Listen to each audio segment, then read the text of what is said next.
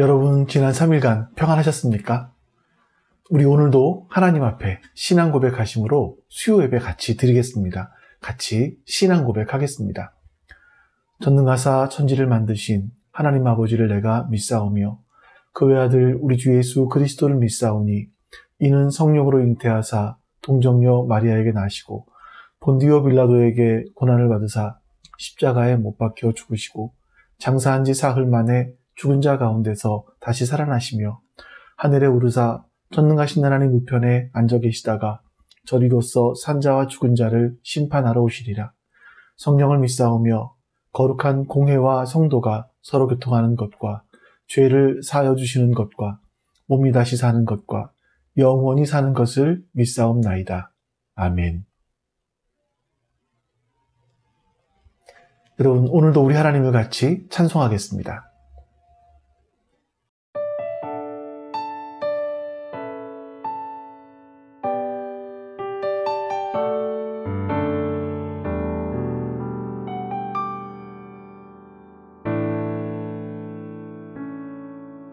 주 사랑이 나를 숨쉬게 해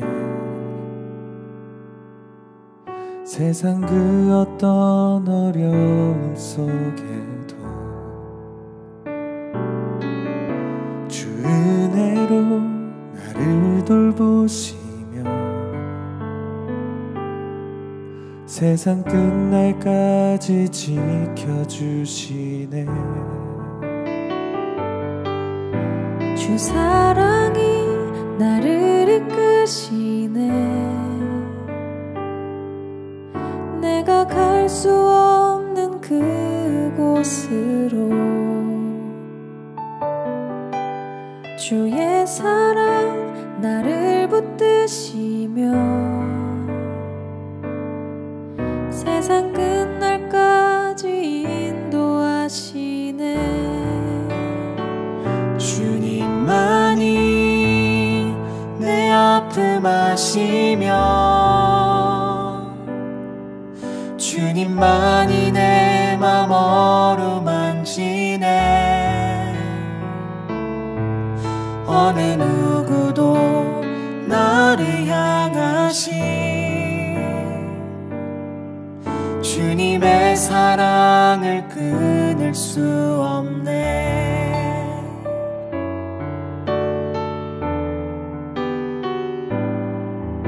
주 사랑이 나를 이끄시네.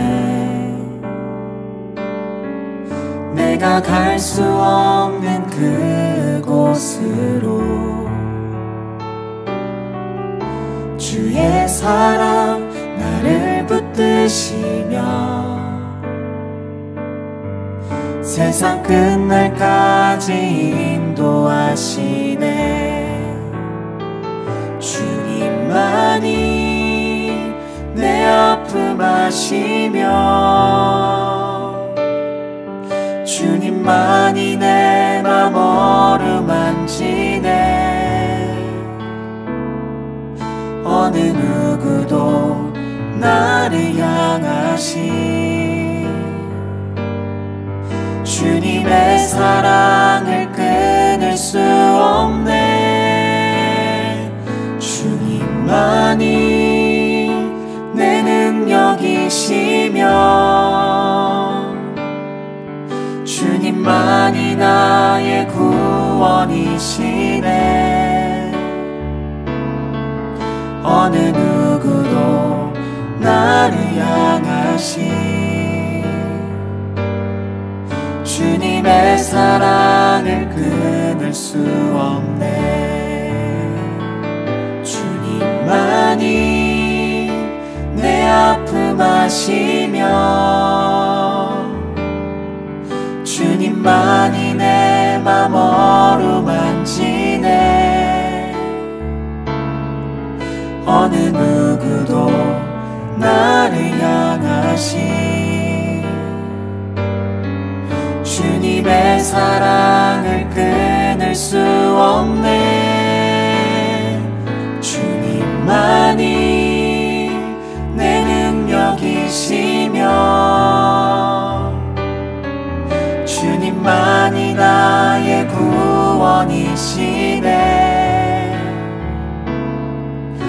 어느 누구도 나를 향하신 주님의 사랑을 끊을 수 없네. 어느 누구도 나를 향하신 주님의 사랑을 끊을 수 없네.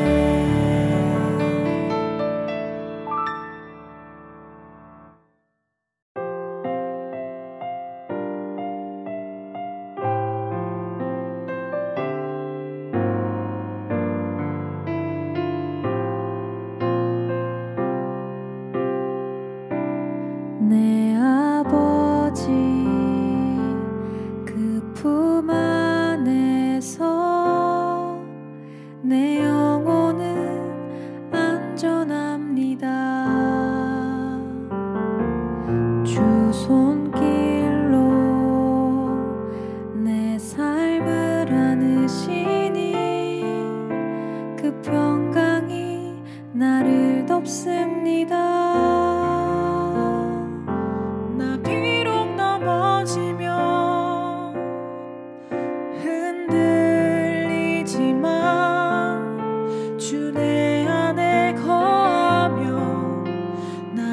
붙드시니 내 생각을 주께로 돌리고 주시는 평강에 옷을 입습니다. 주 약속 안에서 내 영혼 평안해. 내 뜻보다 크신 주님의 계획 나 신뢰해. 두려움 다 내려놓고 주님만 의지해. 주 안에서 내 영혼 안전합니다.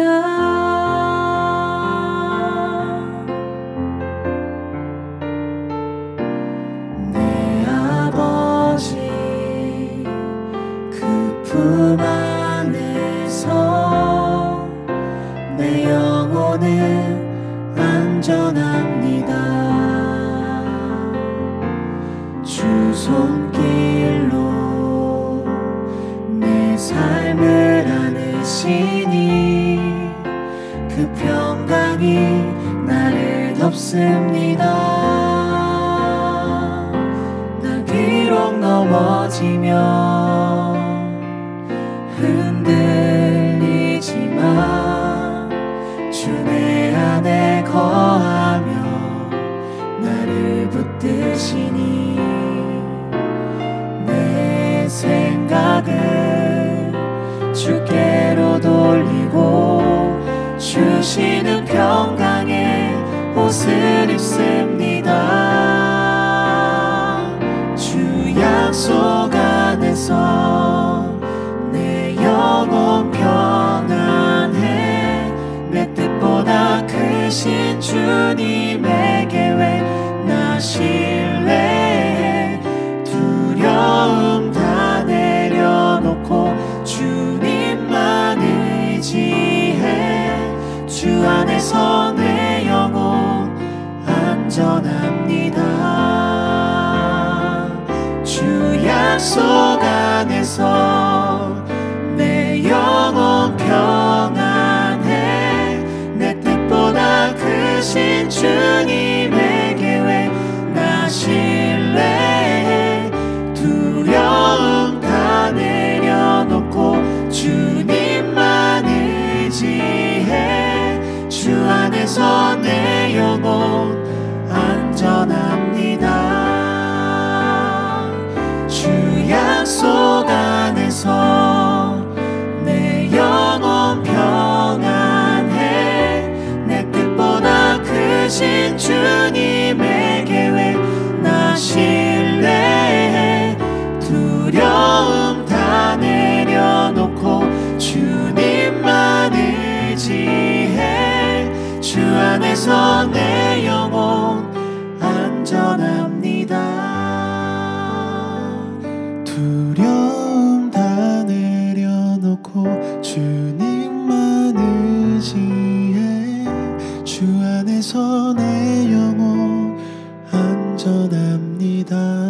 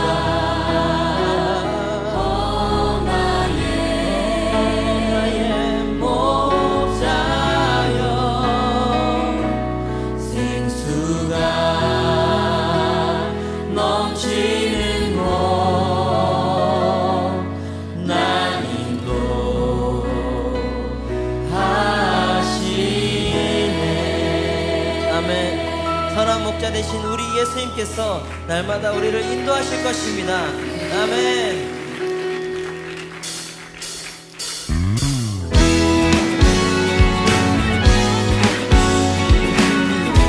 우리 예수님께서 우리를 인도하실 것을 신뢰하십니까?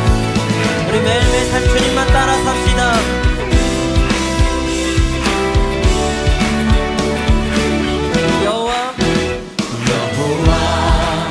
나의 목자 내게 부족함이 없습니다. 그 조자 위에 나의 몸 누이시네. 선한 목자 오 나의 목자여 생수가 넘치는 곳 나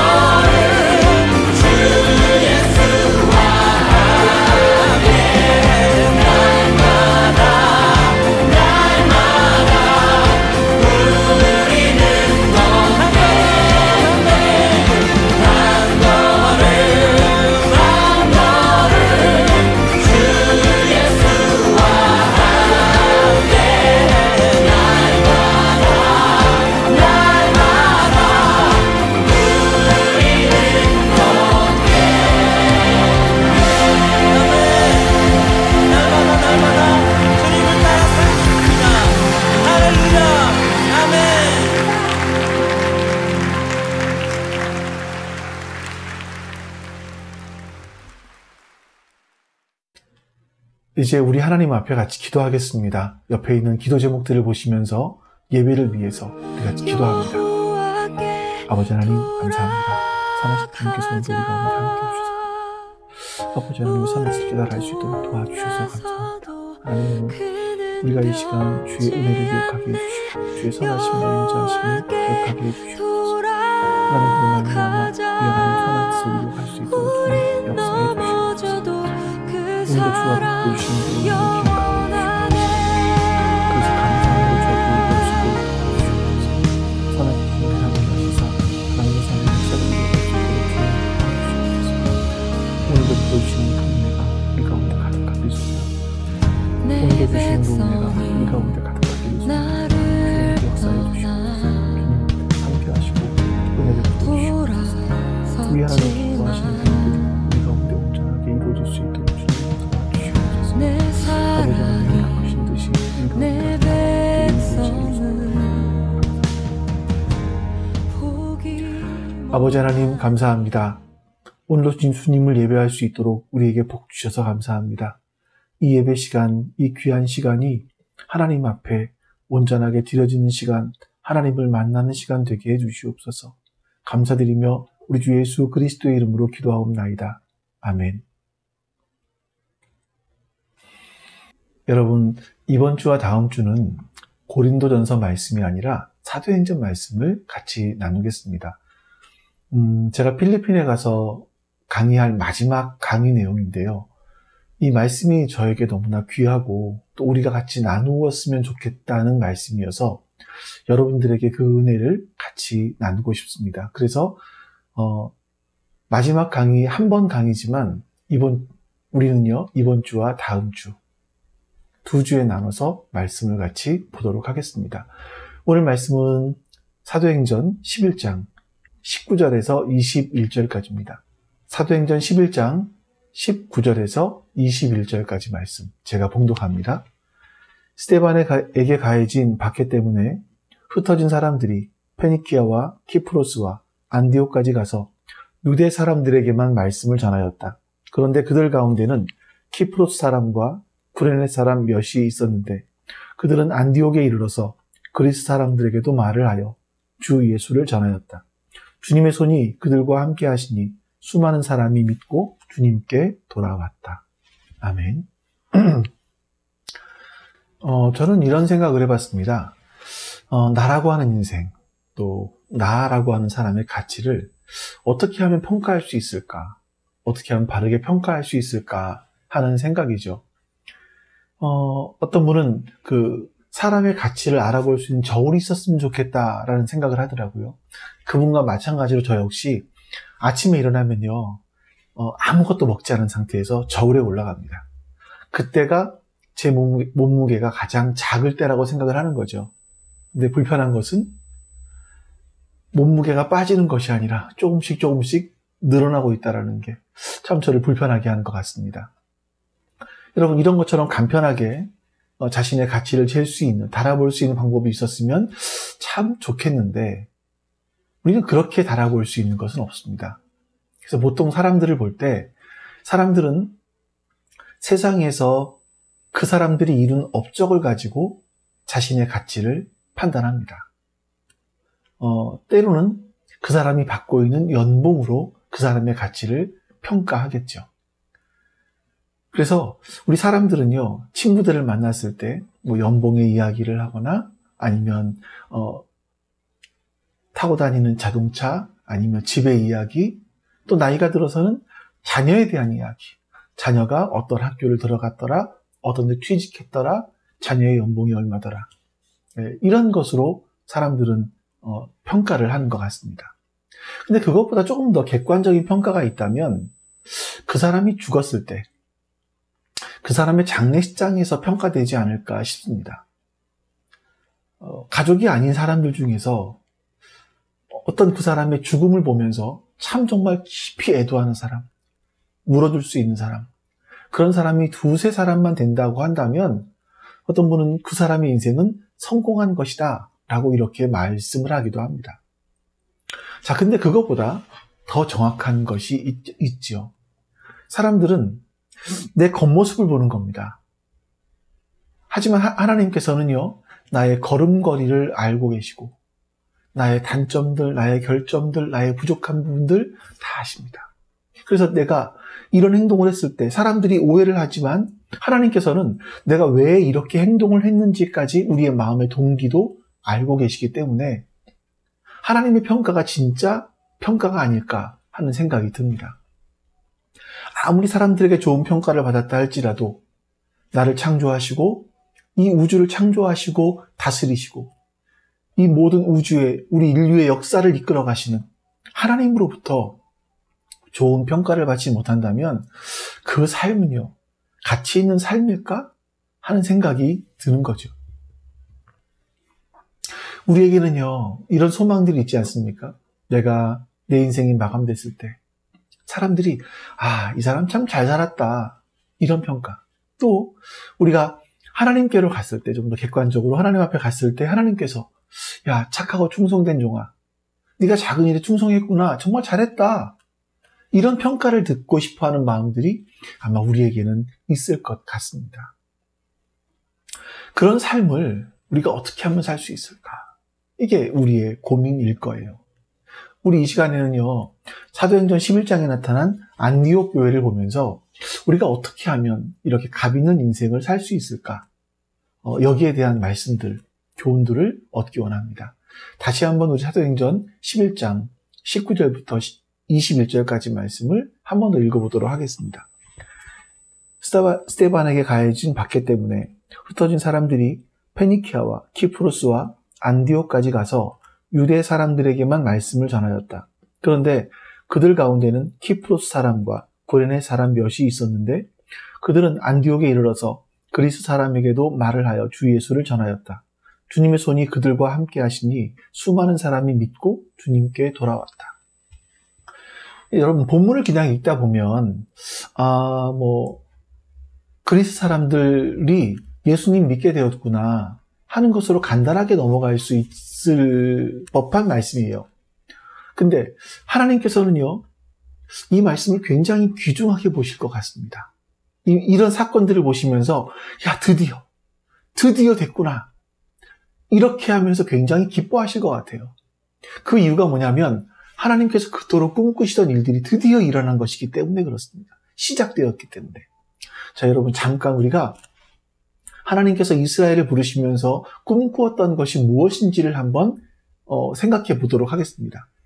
성경에는요, 하나님과 관계를 맺어야만 올바른 삶의 의미를 바로 알고 살아갈 수 있는 인간들이 하나님을 떠납니다. 그로 말미암아 자신이 망가지고 사회가 망가지고 문화가 망가지는 이야기들이 성경에는 나오죠. 하나님은 인간들이 망가뜨린 그 사람, 세상, 사회, 문화, 이것들을 회복시키길 원하시는 거예요. 하나님은 인간이 망가뜨린 세상을 회복하시는 일들을 시작하시는 겁니다. 그게 처음 사람이 누구냐면 바로 아브라함일 겁니다. 창세기 12장 1절부터 13절에 보시면 하나님께서 아브라함을 부르신 사건이 나와요. 하나님은 아브라함을 부르시면서 말씀하십니다. 너는 내가 태어난 집과 내가 살고 있는 땅과 너의 아버지 집을 떠나서 내가 앞으로 내게 보여줄 땅으로 가라, 이렇게 말씀하시죠. 그러면서 하나님은 아브라함을 이끌고 가나안 땅으로 가십니다. 자, 그러면서 아브라함에게 약속을 하나 하세요. 그 약속의 내용이 뭐냐면 너는 복이 될 거다, 복의 근원이 될 거다, 복의 통로가 될 거다, 이렇게 말씀하십니다. 그리고 땅의 모든 민족이 너로 말미암아 복을 얻을 거야 라고 말씀하시는 거죠. 이건 단순하게 네가 복을 너무나 많이 받아서 다른 사람에게 복을 나눠주게 될 거야, 그런 정도를 말씀하신 것이 아닙니다. 아브라함이 복이 되고 복의 통로가 되고 거기서부터 시작을 해서 하나님을 알지 못하는 모든 민족에게 이 복이, 하나님의 복이 흘러가게 하시겠다라는 거죠. 이게 하나님의 계획이에요. 하나님은 하나님 없이 세상에서 깨어진 채로 자신과 자신의 사회 문화를 망가뜨리고 살아가는 사람들을 회복하기를 간절히 원하셨어요. 그래서 이스라엘을 제사장 나라로 선택하신 거죠. 그런데 이스라엘은 그 일들을 제대로 하지 못합니다. 자기 자신들만이 하나님께 선택받은 민족이라고만 생각을 했고요. 다른 민족들을 배타적으로 생각을 했습니다. 그래서 하나님은 이스라엘이 그 일들을 이루지 못하고 있기 때문에 하나님의 아들 예수를 이 땅에 보내십니다. 우리가 잘 아는 것처럼 예수님이 이 땅에 오신 그 이유는 바로 이 세상을 회복하시고 우리 죄로 죽어갈 우리 인간들을 회복하시기 위한 것이었습니다. 바로 이 사건들을 하시고 제자들에게 사람들을 회복시킬 수 있는 복음을 전해주셨어요. 그리고 마태복음 24장 14절에서 하나님의 나라 복음이 온 세상에 전파되어 모든 민족에게 증거될 거다. 그리고 그때는 비로소 끝이 올 거다라고 말씀하십니다. 그리고 여러분, 예수님이 이 땅을 떠나시면서 잘 아시는 말씀 마태복음 28장 18절부터 20절에서 이렇게 말씀하시죠. 우리 같이 한번 좀 읽어보도록 하겠습니다. 예수께서 다가와서 그들에게 말씀하셨다. 나는 하늘과 땅의 모든 권세를 받았다. 그러므로 너희는 가서 모든 민족을 제자로 삼아서 아버지와 아들과 성령의 이름으로 세례를 주고 내가 너희에게 명령한 모든 것을 그들에게 가르쳐 지키게 하여라. 보아라, 내가 세상 끝날까지 항상 너희와 함께 있을 것이다. 성경은요, 계속 모든 민족에게 이 복음이 전파될 것이다. 그들을 제자로 삼아라. 그들을 회복시켜라. 이것이 나의 뜻이다. 너희가 이 일을 완수할 때까지, 그래서 세상이 끝날 때까지 내가 너희들과 함께 있겠다. 하나님께서는 이런 계획들을 성경을 통해서 우리에게 알려주셨어요. 그리고 난 다음에 여러분 보십시오. 실제로 교회가 시작될 때, 교회가 처음 세워질 때 예수님은 제자들에게 이렇게 말씀하셨습니다. 사도행전 1장 8절이에요. 그러나 성령이 너희에게 내리시면 너희는 능력을 받고 예루살렘과 온 유대와 사마리아에서 그리고 마침내 땅 끝까지 이르러 내 증인이 될 것이다. 예수님께서는 이제 너희는 성령을 받고 예루살렘과 또 사마리아 정도로 끝나는 것이 아니라 이걸 다 뛰어넘어서 땅 끝까지 가라. 그래서 모든 민족에게 예수님의 복음을 증거해라. 너희는 그런 증인이 될 거다. 이렇게 말씀하시는 거죠. 하나님은요, 이 역사를 이루어 가실 때 한 사람 한 사람을 부르셔서 하나님의 역사를 이루어 나가시는 분이십니다. 그래서 우리는 하나님께서 이 역사를 이끌어 가실 때 하나님의 가장 큰 관심사가 무엇인지 이거를 아는 것이 굉장히 중요합니다. 여러분, 하나님의 관심사가 뭡니까? 하나님의 역사를 이끌어 가시는 역사를 보면 하나님의 관심사는요, 하나님 없이 깨지고 망가진 세상이 회복되어지는 것. 그래서 모든 사람이 하나님을 알고 경험하게 되는 것.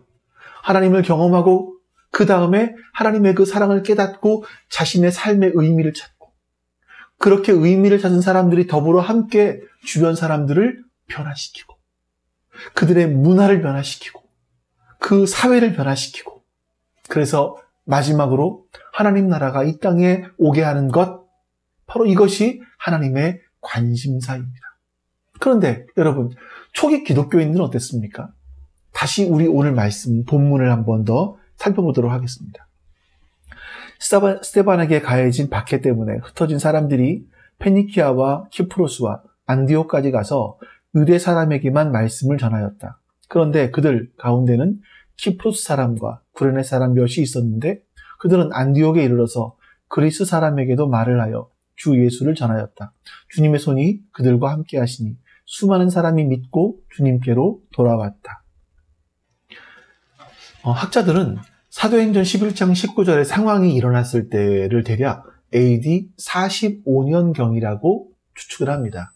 그리고 예루살렘 교회가 처음 시작된 때가 언제냐? 대략 AD 30년 정도 되었을 것이다. 이렇게 보죠. 그리고 스데반이 돌에 맞아서 죽고 예루살렘 교회가 흩어지게 되었던 때는 대략 2년 후인 AD 32년경이었을 것이다 라고 봅니다.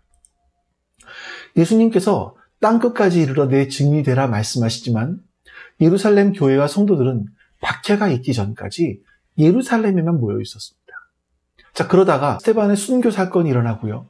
그 후에 바울이 된 사울을 주축으로 해서 아주 심각한 박해가 그리스도인들에 가해집니다. 사람들은 다 뿔뿔이 흩어질 수밖에 없게 되었습니다. 자, 그렇게 흩어진 사람들이 사도행전 8장에 보면요, 사마리아 지역까지 가게 됐고요. 또 그 중에서 빌립 집사가 처음으로 사마리아 사람에게 복음을 전합니다. 나중에 사마리아 사람들에게 성령이 임하는 것을 보게 되죠. 그리고 사도행전 9장에서는요.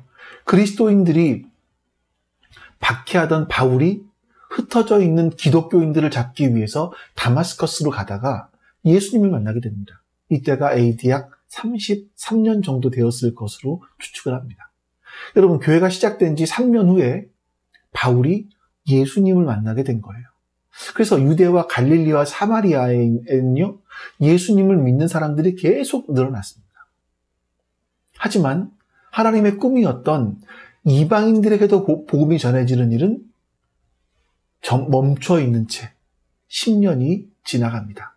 그렇게 AD 45년쯤 되었을 때 베드로는 로마의 군인 고넬료의 집에 가서 말씀을 전합니다.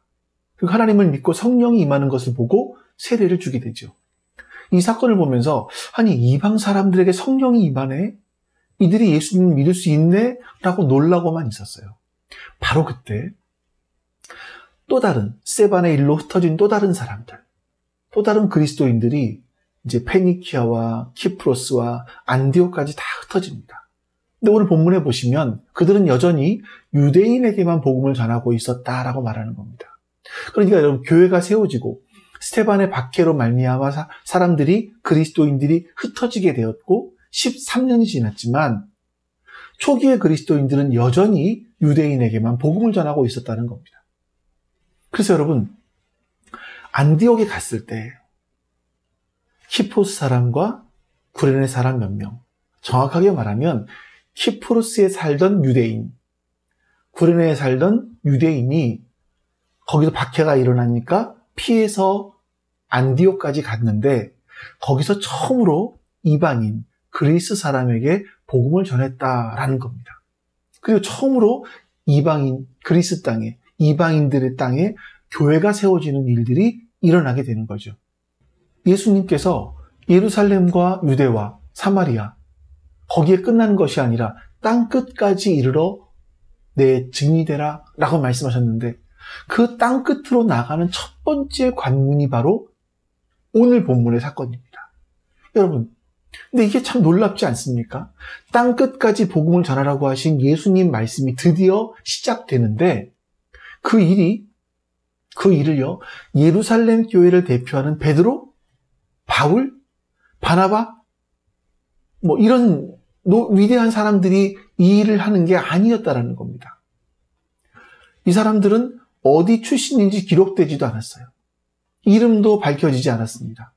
역사가로 알려진 누가조차도 이 사람들의 이름을 정확히 알지 못하는 거죠. 그 이유가 뭐겠습니까?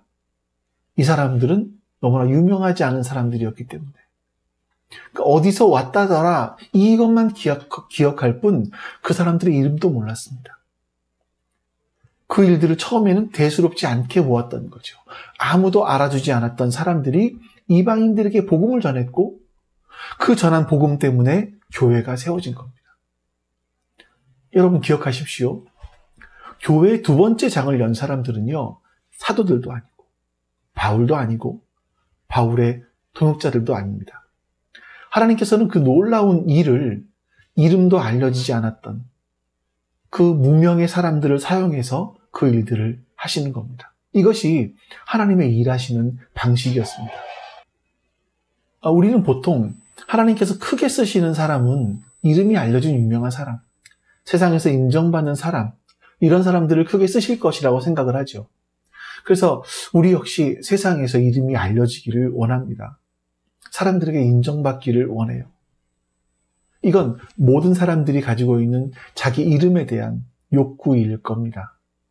그런데 방송에 자주 나오고 이름만 되면 알아주는 사람들, 그 이름값 하는 사람들에 비해서 나를 보면 너무나 별 볼 일 없거든요. 초라해 보이기도 하거든요. 우리는 이런 생각을 하는 거죠. 여러분, 세상의 기준으로 보십시오. 사람들이 얘기하는 것이 세상의 기준으로 봤을 때 성공하는 사람들은 100명 중에서 3명, 4명 정도밖에 되지 않는다고 합니다. 아주 넓게 잡으면 우리가 80대 20 법칙을 생각해 본다면 그래도 성공하는 사람들은 20%밖에 되지 않아요. 세상의 기준으로는 나머지 80%는 실패한 사람들이 되는 거죠.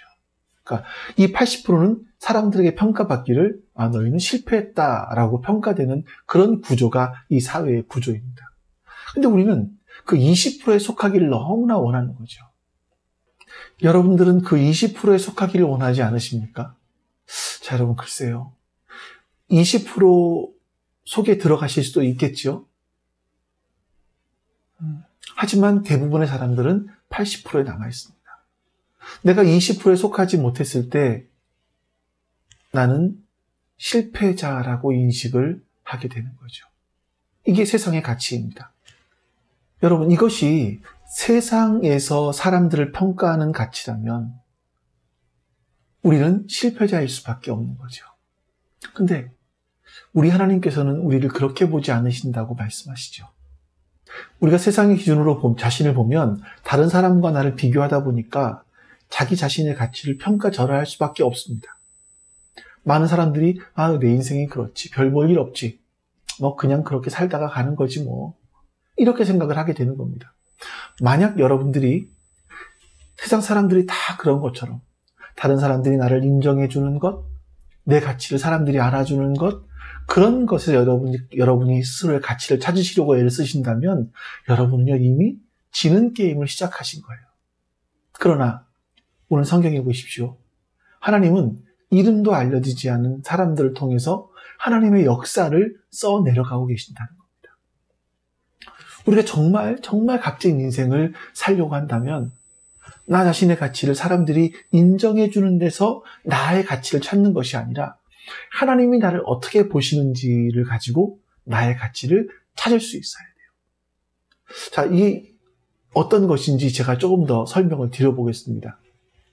제가 아주 오래전에 아마 20대였던 것 같은데 그때 저희 외할아버님께 돌아가셔서 여수까지 내려간 적이 있었습니다. 그 당시만 해도 교통편이 좋지가 않았기 때문에 기차를 타고 6시간 정도 가지 않았을까 싶어요. 밤차를 타고 갔는데 그 당시에 우리나라에는 이제 열차가 여러 가지 있지 않았습니까? 제일 늦게 가는 거 비둘기호도 있었고요. 그때 비둘기호는 모든 역을 다 섰죠. 조금 더 빠르지만 모든 역을 쓰지 않은 통일호도 있었고요. 그것보다 더 빠른 무궁화호 열차도 있었습니다. 근데 제가 아마 통일호 열차를 타고 갔던 것 같아요. 가면서 창밖을 보니까 분명히 역인데 어떤 역은 그냥 지나가는 겁니다. 분명히 무슨 역이라고 써 있는 것 같은데 그냥 지나가는 거죠. 서울에서부터 여수까지 한 6시간 정도 걸리는 그 기찻길에 서울역, 대전역, 광주 이런 큰 역만 있는 것이 아니라 아주 이름조차도 잘 모르는, 알려지지 않은 그런 아주 작은 간이역들이 있더라고요. 그 역들이 모두 자기의 자리를 지키고 있기 때문에 큰 기찻길이 만들어지는 것이겠죠. 여러분 마찬가지 아닐까요? 우리 하나님께서 세상을 회복하시고 복음이 땅끝까지 전해지는 그 하나님의 긴 역사의 측면에서 한번 보자고요. 그 역사 속에서 이름이 알려진 베드로, 바울, 요한 이런 유명한 사람도 있죠. 그러나 안디옥에 처음 등장한 이방인에게 복음을 전했던 그 이름이 알려지지 않은 사람, 그렇게 이름이 알려지지 않은 사람도 있습니다. 하나님은 그들을 통해서도 하나님의 역사를 이루어 가시는 겁니다. 자, 그렇다면 여러분 굳이 우리의 인생을 큰 역과 비교를 하면서 내가 큰 역이 되기 위해서 애를 쓸 필요가 있겠습니까? 물론 큰 역도 필요해요. 하지만 하나님께서 나에게 맡겨주신 몫이 이름 없는 작은 역이라면 하나님께서 너는 이름 없는 간이역 해라. 그러시면 그 작은 역이 돼서 내가 하나님의 역사를 연결해주는 그 역할을 제대로 해내면 되는 거 아니겠습니까? 그거 정말 귀한 일 아니겠습니까? 사람들이 나를 인정하고 내가 인기가 있고 내가 알려지는 것만을 추구하는 것이 아니라 내가 있어야 할 곳에 내가 있기 때문에 하나님의 역사가 계속 쓰여져 간다면 내가 이름 없는 역이 된다 할지라도 내가 있어야 할 곳에 그 자리에 있는 것이 중요한 겁니다. 여러분이 값진 인생을 사시려면 하나님 앞에서 여러분의 가치를 보셔야 돼요. 세상 사람들과 여러분들을 비교하는 그 질 수밖에 없는 게임 속에 들어가지 마세요. 절대로 성공할 수 없습니다. 절대 행복해질 수 없죠. 자, 여러분, 그래서 우리가 해야 될 일들, 그렇다면 우리가 해야 될 일들이 무엇인가? 이제 오늘 한두 가지 정도와 다음 주에 나머지를 말씀을 나누겠는데요. 성경의 앞부분에 보시면 우리가 그 스데반의 일로 말미암아 흩어졌던 사람들, 스데반의 환난 때문에 흩어진 사람들에 대한 이야기가 나옵니다.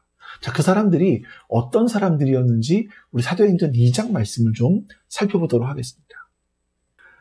그들은 사도들의 가르침에 몰두하여 서로 사귀는 일과 빵을 떼는 일과 기도에 힘썼다. 모든 사람에게 두려운 마음이 생겼다. 사도들을 통하여 놀라운 일과 표징이 많이 일어났던 것이다.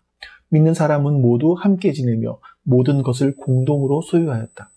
그들은 재산과 소유물을 팔아서 모든 사람에게 필요한 대로 나누어 주었다. 그리고 날마다 한 마음으로 성전에 열심히 모이고 집집이 돌아가면서 빵을 떼며 순전한 마음으로 기쁘게 음식을 먹고 하나님을 찬양하였다. 그래서 그들은 모든 사람에게서 호감을 샀다. 주님께서는 구원받은 사람을 날마다 더하게 하셨다. 사도행전 2장에 예루살렘 교회의 아주 작은, 아주 중요한 특성들이 나타납니다. 이 사람들이 2, 3년 동안 준비가 되어 있었다는 거죠. 첫 번째가 뭐냐면 사도들의 가르침에 몰두했다. 그러니까 성도들이 사도들의 가르침 말씀을 잘 배웠다라는 겁니다. 자, 여러분, 이 말씀은 사도들의 가르침이라는 말씀을요, 사도적 가르침이라고 할 수 있습니다. 그러니까 사도적 가르침이라는 게 뭐냐면 예수님께서 전해주셨던 그 말씀들을 사도들이 제대로 이해하고 그거를 전달하는 겁니다. 그러니까 사람들은 하나님에 대해서 좀 생각이 단편적이에요. 그래서 자기 주관적인 생각들을 가지고 있습니다. 목사인 저도 역시 그런 부분이 분명히 있을 거예요. 이런 하나님에 대해서 단편적이고 주관적인 생각들을 가지고 있기 때문에 사람들은 자기 인생에 대해서 정확하게 이해를 하지 못해요. 하나님 말씀이 중요한 이유가 그 말씀을 통해서 우리의 부정확한 이해, 이것들이 교정이 되는 거죠. 온전해지게 되는 겁니다. 그래서 사람은 그래야 변할 수 있는 거예요. 사람들이 사도들의 가르침에 몰두해서 말씀을 배우면서 자기 자신들의 세계관이 바뀌었고요. 인생관이 바뀌었고요. 세상을 보는 눈이 바뀌었다는 겁니다. 이게 예루살렘 교회에 일어난 특징이에요. 두 번째는 뭐냐면 이들은 말씀에 몰두했을 뿐만 아니라 기도했고 하나님을 찬양했습니다. 이들은 하나님께 깊이 기도하는 법을 배운 거죠. 하나님을 찬양하는 걸 배웠습니다. 여기서 그래서가 중요한데요. 하나님께 기도하고 하나님을 찬양하는 걸 통해서 이 마음의 상처들이 회복되어지고 하나님으로부터 새로운 힘을 얻게 된 겁니다. 그 결과로 그 사람들은 모든 사람에게 호감을 사게 되었다. 이런 말을 하죠. 여러분, 이게 초대교회의 굉장히 중요한 부분입니다. 사람들에게 호감을 샀기 때문에 주님께서 구원받은 사람을 날마다 더하게 해주신 거죠. 바로 이런 변화된 모습들이 너무나 중요한 겁니다. 자, 그리고 무엇보다 중요한 것은요, 이 사람들이 공동체 생활을 시작했다는 거예요. 본문 5절 말씀 중에서 3절 정도가 공동체 생활과 관련이 있어요. 서로 사귀고 빵을 떼고 교제하고 공동체 생활을 하면서 함께 살아가는 거, 이런 것들을 배웠습니다. 또한 전도하는 것도 배웠죠. 자, 그들은 온갖 핍박을 받으면서 굴하지 않고 복음을 전하는 것들을 배웠습니다. 여러분들, 우리는 이렇게 준비된 사람들이 되어야 되는 거예요. 여러분, 준비라고 했을 때 오해하지 마세요. 어떤 프로그램, 어떤 책을 읽고 이것도 중요하겠지만 가장 중요한 것은 우리가 공동체를 통해서 먼저 변화된 사람들을 통해서 우리는 배워나가는 겁니다. 말씀을 듣고 그걸 행하면서 배우는 것이고요. 듣고 배우고 보고 배우고 행하면서 배우는 거죠. 다시 말해서 우리가 준비가 된다는 것은요, 우리의 삶을 살아가는 겁니다. 아니, 함께 살아보는 거죠. 공동체 안에서. 그러면서 우리 자신이 훈련이 되고 준비가 되어져 가는 겁니다. 자, 그리고 그 다음번에 우리가 볼 것은 이 사람들은 고정관념에서 벗어났다라는 것. 그리고 마지막으로 작은 일에 충성했다는 것. 다음 주에는 우리 이 말씀들을 같이 한번 나눠보도록 하겠습니다. 여러분, 오늘 하나님께서 여러분들에게 어떤 말씀을 주십니까? 우리 그 말씀 기억하시면서 우리 같이 기도하는 시간을 갖겠습니다. 우리 같이 기도하시고 옆에 있는 기도 제목들을 보고 또 같이 하나님 앞에 기도하겠습니다. 우리 기도합니다. 아버지 하나님, 감사합니다. 하나님의 선하심과 인자하심이 오늘 우리 가운데 함께해 주시옵소서. 하나님의 도우시는 손길이 우리 가운데 함께해 주시옵소서. 하나님, 우리가 주님을 바라보고 주의 은혜를 바라보며 나아갈 수 있도록 주님 역사해 주시옵소서. 우리 주께서 베풀어 주시는 그 은혜가 우리 가운데 있기를 소망합니다. 아버지 하나님, 은혜를 허락하여 주시옵소서. 아버지 하나님, 하나님의 은혜를 베풀어 주시옵소서. 주의 도우시는 손길이 하나님 나의 안에 있어 내가 하나님 말씀을 듣고 보고 배울 수 있도록 주님 역사해 주시옵소서. 살아낼 수 있도록 주님 역사해 주시옵소서. 그 하나님의 은혜가 오늘 저희 안에 함께하여 주시기를 원합니다. 그 하나님의 도우시는 손길이 오늘 저희 안에 함께하여 주시기를 원합니다. 하나님 도와주시옵소서. 하나님, 우리 교회를 기억하여 주시기 원합니다. 우리 교회가 하나님 안에서 견고하게 세워져 갈 수 있도록 도와주시옵소서. 우리 교회가 하나님 앞에서 견고하게 세워져 갈 수 있도록 주님 역사하여 주시기를 원합니다. 우리 하나님의 그 은혜 우리가 간직할 수 있도록 도와주시옵소서. 하나님의 말씀이 우리를 변화시켜 가게 해주시옵소서. 하나님의 사랑이 우리를 변화시켜 가게 해주시옵소서. 아버지 하나님의 도우시는 손길이 우리를 변화시켜 가게 해주시옵소서. 그렇게 변화된 사람으로 살아갈 수 있도록 주님 역사하여 주시옵소서. 아버지 하나님, 우리 지도를 도와주시옵소서. 하나님, 지도를 기억하여 주셔서 하나님, 지도를 하나님 앞에서 선한 하나님의 뜻을 이루어갈 수 있도록 도와주시옵소서. 하나님의 선하신 뜻을 이루어갈 수 있도록 주님 역사해 주시옵소서. 오늘 주께서 베풀으시는 그 은혜가 이렇게 함께하는 우리 주의 베풀으시는 그 은혜가 우리 가운데 역사를 하기 원하는 주님 도와주시옵소서. 하나님의 주의 말씀 가운데 살아갈 수 있도록 그렇게 변화된 그리스도인이 되어서 변화된 주의 일들을 감당해 나갈 수 있게 하여 주시옵소서. 아버지 하나님 도와주시옵소서. 하나님 좀 우리 교회를 기억하여 주시옵소서. 하나님의 선한 뜻을 이루어가게 주시옵소서. 하나님의 선한 역사를 이루어가게 주시옵소서. 나 그들을 얻으리라. 여호와께 돌아가자. 우린 돌아서도 그는 변치 않네. 여호와께 돌아가자. 우린 넘어져도 그 사랑 영원하네. 아버지 하나님, 감사합니다. 하나님의 선하신 손길이 오늘 우리와 함께하여 주시고 우리의 인생이 세상 사람들의 평가로 자신을 평가하는 그런 인생이 아니라 하나님의 평가로 나를 평가하는 인생 될 수 있도록 도와주시옵소서. 감사드리며 우리 주 예수 그리스도의 이름으로 기도하옵나이다. 아멘. 하늘에 계신 우리 아버지여, 이름이 거룩히 여김을 받으시오며 나라가 임하시오며 뜻이 하늘에서 이루어진 것 같이 땅에서도 이루어지이다. 오늘 우리에게 일용할 양식을 주시옵고 우리가 우리에게 죄진 자를 사하여 준 것 같이 우리 죄를 사하여 주시옵고 우리를 시험에 들게 하지 마시옵고 다만 악에서 구하시옵소서. 나라와 권세와 영광이 아버지께 영원히 있사옵나이다. 아멘.